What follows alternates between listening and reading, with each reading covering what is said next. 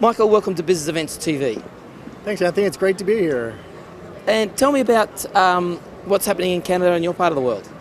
We just came off one of our best years in Vancouver. For 2015, we had the greatest number of conferences and international visitors. So we are really looking forward to the future and what it's going to bring. And this is our first time here in AIM. Tell me about it.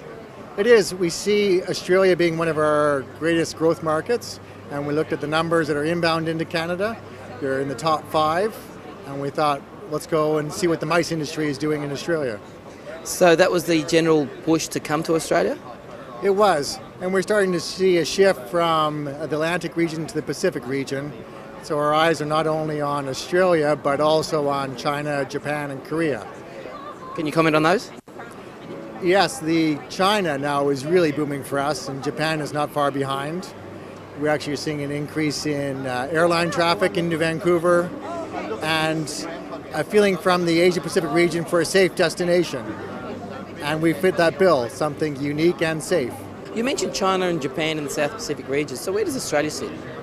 Right now, Australia is number 2 behind China, but closely followed is Japan and Korea. However, we have a long relationship with Australia, and Australians seem to think it's Canadians as their cousin.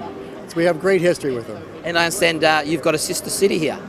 Yes, Melbourne is one of our best cities partners, and we have a fantastic relationship with the CVB here. And tell me about that alliance. It's 11 global cities where we have one international standard of service where you get the same at every city you go to. Fantastic. And I know it's day 1 of AIM, so what's your response been here? Very positive. Air Canada is going to be launching a new direct flight out of Brisbane, direct into Vancouver, and we already had the Sydney direct.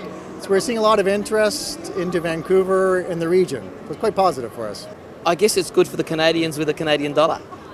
Yes, with the oil prices going down, it has lowered the Canadian dollar, but it's of great value now for Australians and those in the Asia-Pacific region, as now you're saving about 40% as compared to going to our U.S. neighbors. It's good for you. Fantastic. For us, we like to keep it that way, and it is forecasted actually to stay like this for a number of years. This is not something that's going to be short term. And I understand there's a lot of skiers going from Australia over to Canada. Yes, I personally am a skier, and I love it because you can be in the city, I can finish work, and I could go night skiing in 30, 45 minutes. Or up to Whistler, which is where the Winter Olympics was, 2010. 3-hour drive, and you've got beautiful mountains and great skiing. And tell me more about the corporate market. We're seeing a lot from the Chinese market in investment. A lot of the Vancouver business community is focused on the Asia-Pacific region for future investment, whether it's the Asia-Pacific Foundation or the HQ Vancouver looking to bring Chinese entrepreneurs into Vancouver. China's a big market. Yes, and definitely, although they're struggling right now a little bit, but still the future is there and the investment. We definitely see the switch going from the Atlantic to the Pacific region and a lot of synergies in between. And being at AIM here at the end of day 2, what do you hope to take away? New connections and understanding the market, what the Australian consumer is looking for in a destination, what our competitors are doing, and really just make more connections and networking here.